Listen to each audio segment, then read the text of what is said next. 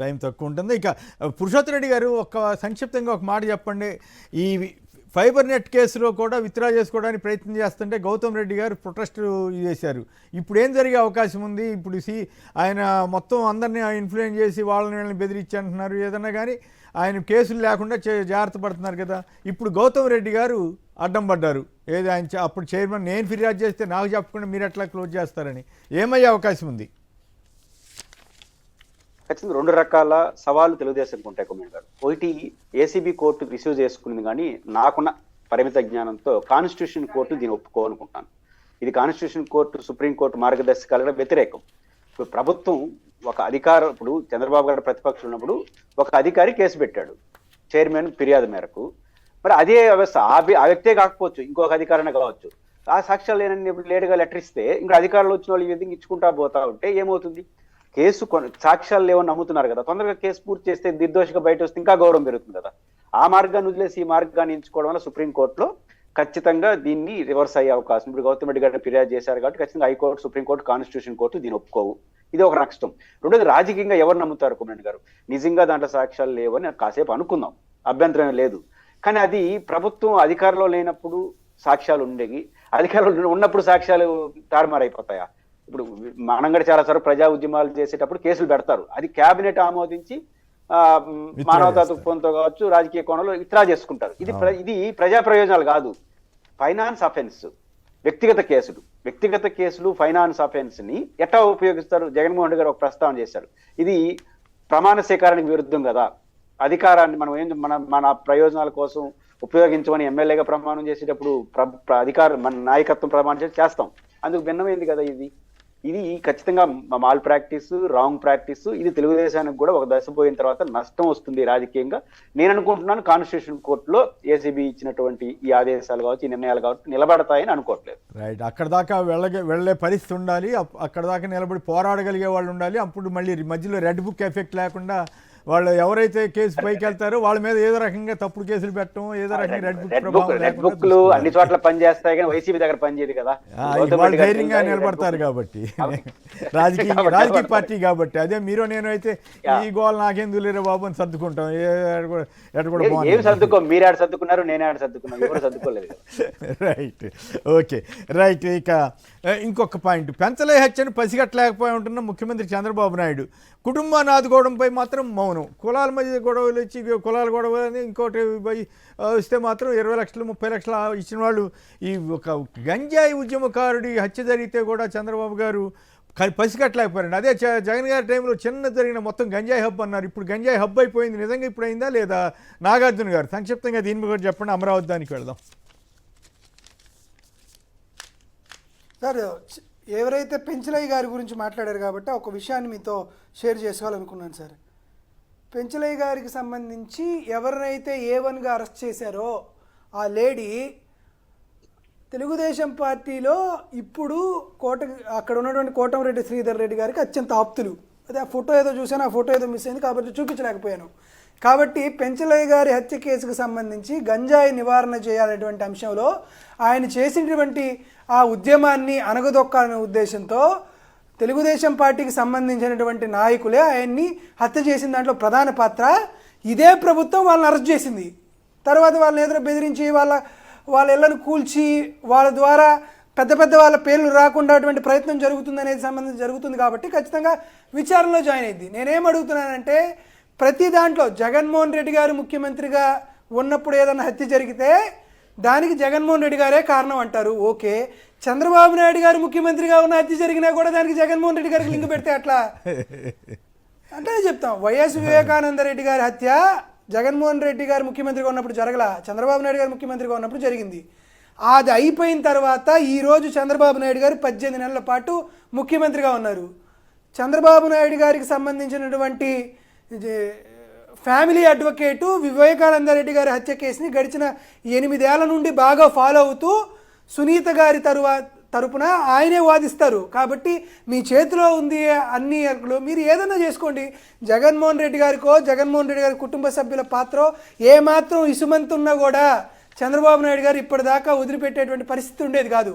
కాబట్టి ఇవన్నీ ఊహాగానాలు ఎల్లో మీడియాలో వాళ్ళే కంప్లైంట్ రాసి వాళ్ళే ఛార్జ్ షీట్ వేసి వాళ్ళే తీర్పులు ఇచ్చి వాళ్ళే విచారణ చేసుకుంటారు. కాబట్టి ఇటువంటి చిన్న చిన్న విషయాల గురించి మాట్లాడాల్సిన అవసరం, వాళ్ళు చేసేటువంటి విమర్శల గురించి స్పందించాల్సిన అవసరం. లేటెస్ట్గా మీరు ఫాలో అయ్యారు లేదు, ఈ మన భాస్కర్ రెడ్డి గారు మరి ఎవరి తరఫున లాయర్లో డైరెక్ట్గా చెప్పేశారు, సునీత ఆయన భర్త వాళ్ళందరి మీద కూడా ఇట్లా అనుమానాలు వస్తున్నాయి, రెండో భార్య చేసినటువంటి అఫిడవిట్ సంగతి ఏమిటి, అసలు ఆ యాంగిల్లో ఎందుకు దర్యాప్తు చేయలేదు అనేది ఎవరికి అంతుపట్టట్లేదు. వాళ్ళు కోర్టులో ఆ విషయం కూడా బయటకు వచ్చేసింది కదా, ఓపెన్ అయిపోయింది, దాని మీద ఎందుకు రియాక్ట్ అవ్వలేదు మరి?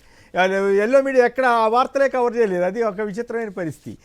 రైట్, కంప్లీట్ చేయండి సార్ ఇక్కడ ఈ సిబిఐ విచారణకు సంబంధించి, అంటే అది సబ్జెక్ట్ కాదు కాబట్టి పూర్తిగా చెప్పలేకపోతున్నా, బట్ సిబిఐ విచారణకు సంబంధించి సిబిఐ విచారణ అధికారులు ఇద్దరు మారారు సార్, వివేకానంద రెడ్డి గారి హత్య కేసుకు సంబంధించి. అంటే ఎస్పీ రామ్ సింగ్ విచారణ అధికారి రాకముందు జరిగినటువంటి విచారణ 100% సునీత గారి పట్ల, సునీత గారి భర్త గారి పట్ల ఆ విచారణ జరుగుతుంది.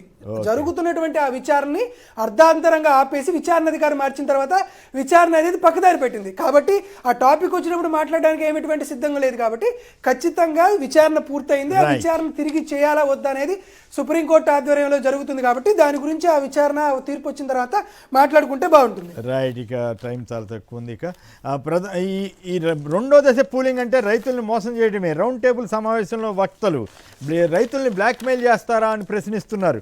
ఒక మహిళ చెప్పింది ఇందాక, పంచాయతీగా మారుస్తున్నారు, ఈ పంచాయతీ అవుతుంది తప్ప మున్సిపాలిటీగా కూడా ఉండదు అని ఆవిడ చంద్రబాబు గారికి ఘాటు రిప్లై ఇచ్చింది. ఈ మరోవైపు ఏమో ఇప్పుడు ఉన్న మున్సిపాలిటీల్లో ఉన్న భూములు మావి, వ్యాపారం మీదంట, అవన్నీ కూడా ప్రైవేట్ పరం చేస్తారని ఎల్లో మీడియానే రాసింది, ప్రైవేట్ వాళ్ళకి అప్పచెప్తారని. సో పురుషోత్తం గారు చెప్పండి, ఈ రైతులకు సంబంధించి వస్తున్నటువంటి ఈ విషయాల్లో రెండో దశ మండిపడుతున్నటువంటి రైతు సంఘాలు ఇప్పుడిప్పుడు మేల్కొంటున్నట్ల రాజకీయ పక్షాలు గట్టిగా పోరాడతాయంటారా? కొమ్మిడి గారు, ఒక వ్యక్తి అధికారంలో ఉన్నప్పుడు కన్నా అధికారం నుంచి వెళ్ళిపోయిన తర్వాత ఆయన విలువ తెలుస్తుంది అంటారు కదా. అది అమరావతి రాజధానిలో అయినా, మెడికల్ కాలేజీలో అయినా, ఏ విషయంలో అయినా ఆయన చెప్పింది ఇప్పుడు కరెక్టా అని ఇప్పుడు వాళ్ళు అడుగుకుంటున్నారు. జగన్ గారు చెప్పింది ఏంటి? రాజధాని విషయంలో విపరీతంగా భూములు తీసుకొని ప్రైవేటు ల్యాండ్స్ ఉన్న చోట పెట్టుకుంటే ప్రమాదం వస్తుంది, నష్టం వస్తుంది, ఇబ్బంది పడతారు, సాధ్యం కాదు, అందువల్ల పరిమితమైనటువంటి ప్రయత్నం చేయాలని ఆయన చెప్పాడు. దాన్ని ఆ రోజు వివాదం చేశారు. ఈ రోజు పరిస్థితి ఏమొస్తుంది? నేను ఇంకోటి అడుగుతాను కొమ్మినేని గారు, ఒకవేళ మున్సిపాలిటీ అయింది అనుకోండి, లేదా వారు చేసినప్పుడు పంచాయతీ అది నేరమా? ఏ మున్సిపాలిటీ అయినా తక్కువ ఏమైతే ఏముంది? మున్సిపాలిటీ అయితే పాయింట్ ఏంది, మనకి ఎంత కావాల్సిన అంత రాజధాని పెట్టుకోవాలి కదా. ఇప్పుడు జగన్ గారు చెప్పింది ఏంటి? విజయవాడ గుంటూరు మధ్య ఒక 2000 ఎకరాల దాకా ఉంటుంది, అక్కడ అడ్మినిస్ట్రేషన్ కావాల్సిన అన్ని ఏర్పాట్లు చేసేయండి, దాని అంతటా అది హైదరాబాద్ అభివృద్ధి చెందుతుంది, మన హైవే కూడా వేస్తున్నాం అంటే అయిపోయిందని చెప్పాడు. అది పరిష్కారం తప్ప ఇంకోటి. రెండోది, ఇప్పుడు అక్కడ ఇచ్చిన రైతులు ఆందోళనలో ఉన్నారు, మళ్ళీ తీసుకుంటున్న వాళ్ళు ఇద్దరు నమ్మట్లేదు. గతంలో ఈ ప్రభుత్వానికి కొమ్మినేని ఎంత కాదన్నా 2014-15 ల్యాండ్ పూలింగ్ అందరూ ముందుకు వచ్చినారు వాళ్ళు ఒక ఆర్తితో. ఈ రోజు అందరూ ఎందుకు భయపడుతున్నారు? అందరూ ముందుకు వచ్చిన వాళ్ళు, అందరూ కలిసి ఈ ప్రభుత్వమే కావాలని కోరుకున్న వాళ్ళు ఇప్పుడు అందరూ వ్యతిరేకిస్తున్నారు. ఇంకా జగన్ గారు ముందుకు రాలా. ఎవరైతే నెత్తినేసుకొని తిరిగారో వాళ్ళు, వడ్డే శోభనాథీశ్వరరావు లాంటి పెద్దలు ఎందుకు ఆవేదన చెందుతారు? ఆయన అయితే ఈ వయసులో వద్దు మీరు నమ్మద్దని చెప్తున్నాడు, అదే ప్రాంతానికి సంబంధించిన పెద్ద మనిషి. ఎందుకంటే ఈ ప్రమాదకర పోకళ్ళని. కానీ ఎందుకంటే రైతుల్లో ఆందోళన ఉంది, ఆ రైతుల ఆందోళన ప్రభుత్వం పట్టించుకోకపోతే ఎక్కడ పునాదులు వేసినాయో అక్కడే కూలిపోయే పరిస్థితులు కూడా వస్తాయి. రైట్, మన నాగార్జున సార్, అమరావతి రాజధానికి సంబంధించి ఒక సింపుల్గా చెప్పేస్తా సార్, టైం కూడా తక్కువ ఉంది కాబట్టి. మొదటి విడత భూసేకరణ 53,748 ఎకరాలు చేశారు. సో దానికి అతిగతి లేదు. ఇప్పుడు 20,494 ఎకరాలు రెండో విడత, దాంట్లో 16,660 ఎకరాలు పట్టా భూమి అయితే 3,828 ఎకరాలు అసైన్డ్ ల్యాండ్.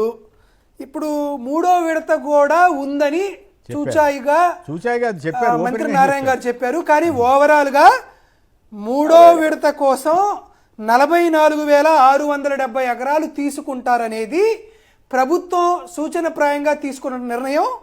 ఈ నిర్ణయం బయట కూడా తెలుస్తుంది. వెరసి అటు ఇటు చూస్తే 1,00,000 ఎకరాలు దాటిపోతుంది సార్ ఉజ్జాయింపుగా. ఈ 1,00,000 ఎకరాలు తీసుకోవడానికి పవన్ కళ్యాణ్ గారు మంత్రి మండలిలో వ్యతిరేకించారు, అందుకే ఆగిపోయిందని అప్పుడు ఎప్పుడో కదల్లారు. కాబట్టి ఇప్పుడు ఏం తెలిసిందంటే ఈ 1,00,000 ఎకరాల భూ సేకరణ, భూ సమీకరణ అంశంలో పవన్ కళ్యాణ్ గారి యొక్క హ్యాండ్ కూడా చాలా గట్టిగా ఉందనే విషయాన్ని మేము స్పష్టంగా చెబుతున్నాం. అయితే వైఎస్ఆర్ కాంగ్రెస్ పార్టీ వర్షన్ ఏంటంటే, ఆల్రెడీ మొదటి విడతలో 53,748 ఎకరాలు మీరు తీసుకున్నారు.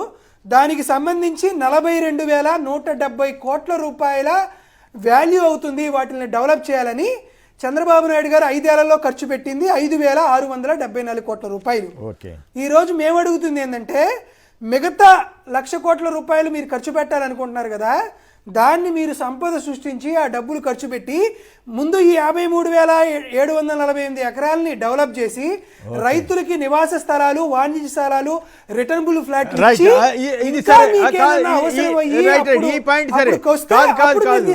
కాదు. రెండో దశకి సంబంధించి జీవో వచ్చింది. ఇందాక రామచంద్ర గారు చెప్పారు కదా, ఆ జీవోలో అసలు ఎందుకు తీసుకుంటున్నారనేది చెప్పలేదు. ఆ జీవో చెల్లదు, దాని మీద ఎవరైనా కోర్టుకు వెళ్ళాలి అని వెళ్తే చాలా కొట్టేస్తారని చెబుతున్నారు. ఆ ప్రయత్నం ఏమైనా చేస్తారా? రైతు సంఘాల రియాక్షన్ మీద మీరు స్పందించండి. అది మిగతా ఇష్యూ అని ఆల్రెడీ చెప్పాం కదా, సంక్షిప్తంగా ఒక మాటలో చెప్పండి. అదే కదా సార్, ఇప్పుడు ఫస్ట్ 53,000 ఎకరాలకి ఇన్నర్ రింగ్ రోడ్డు ఉండిద్ది, తర్వాత 50,000 ఎకరాలకి అవుటర్ రింగ్ రోడ్డు ఉండిద్ది అని చెప్తున్నారు వాళ్ళు. సరే, దానికి సంబంధించినట్టు పూర్తి స్థాయి శాస్త్రీయ అధ్యాయం వైఎస్ఆర్ కాంగ్రెస్ పార్టీ చేస్తుంది. మొదట రైతుల యొక్క లబ్ధి, రైతుల యొక్క ప్రయోజనాలపైన వైఎస్ఆర్ కాంగ్రెస్ పార్టీ ఎక్కడ కూడా రాజీ అయ్యేటువంటి పరిస్థితి నెలకొనదు. కాబట్టి వారి యొక్క ప్రోటోకాల్స్ ఏంది, వాళ్ళ స్టాండర్డ్ ఆపరేటింగ్ ప్రోటోకాల్స్ ఏంటి అనేది వైఎస్ఆర్ కాంగ్రెస్ పార్టీ మొత్తం ఆద్యంతం గమనిస్తుంది. కాబట్టి మొట్టమొదటిగా తీసుకున్నటువంటి భూసేకరణకు సంబంధించినటువంటిది మా విషయం. రెండో విడత భూసేకరణ వల్ల నష్టపోయేది మొట్టమొదటి విడత భూసేకరణ చేసేటువంటి అంశం మాత్రమే ఉంది. కాబట్టి హ్యూజ్ సబ్జెక్ట్ కాబట్టి ఖచ్చితంగా జగన్మోహన్ రెడ్డి గారు ఈ స్టేక్ హోల్డర్స్ అందరితో మీటింగ్ పెట్టుకొని 3 ప్రాంతాల యొక్క నాయకులతో కూడా భవిష్యత్తులో సమావేశం ఏర్పాటు చేసుకొని అందరికీ ఆమోదయోగ్యమైనటువంటి టెక్నికల్ ఎవాల్యూషన్ చేసిన తర్వాత ఖచ్చితంగా రైతుల యొక్క ప్రయోజనాలకి, ఆంధ్రప్రదేశ్ రాష్ట్ర విస్తృత ప్రయోజనాలను దృష్టిలో పెట్టుకొని వైఎస్ఆర్ కాంగ్రెస్ పార్టీ ఒక ఆమోదయోగ్యమైనటువంటి నిర్ణయం తీసుకుంటుంది. రైట్. తాజాగా విడుదల చేసిన జీవో, ఏ జీవో అయినా సరే పలానా పర్పస్ కోసం ల్యాండ్ స్వీకరిస్తున్నామని చెప్పాలట. అసలు ఆ పర్పస్ ఏంటో రాయకుండా జీవోలు ఇచ్చేశారట. దాన్ని మీద కోర్టులో చల్లదని ప్రొఫెసర్ రామచంద్ర గారు అంటున్నారు. సో ఇవన్నీ కూడా చూడాలి. మరి రైతుల్లో అయితే మొట్టమొదటిసారిగా రైతు సంఘాలు కానీ బాగా యాక్టివ్గా విమర్శలు చేస్తున్నాయి, వ్యతిరేకిస్తున్నాయి. అలాగే రౌండ్ టేబుల్ సమావేశాలు ఇటువంటివి జరుగుతుంది. ఏదేమైనా రైతుల్ని బ్లాక్మెయిల్ చేసే పరిస్థితికి ముఖ్యమంత్రి స్థాయిలో ఉన్న వాళ్ళు వెళ్ళటం అయితే పద్ధతి కాదని చెప్పాలి. ఇక పురుషోత్తమ్ రెడ్డి గారు, నాగార్జున యాదవ్ గారు ఇద్దరికి కూడా ధన్యవాదాలు. ఇది నేటి చర్చా కార్యక్రమం. నమస్కారం.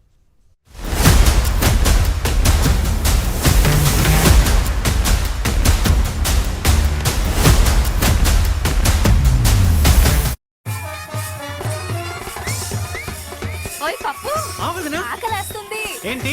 అరే నువ్వు రావయ్యా. మగపల్లి వారు వచ్చేసారు. ఖాళీ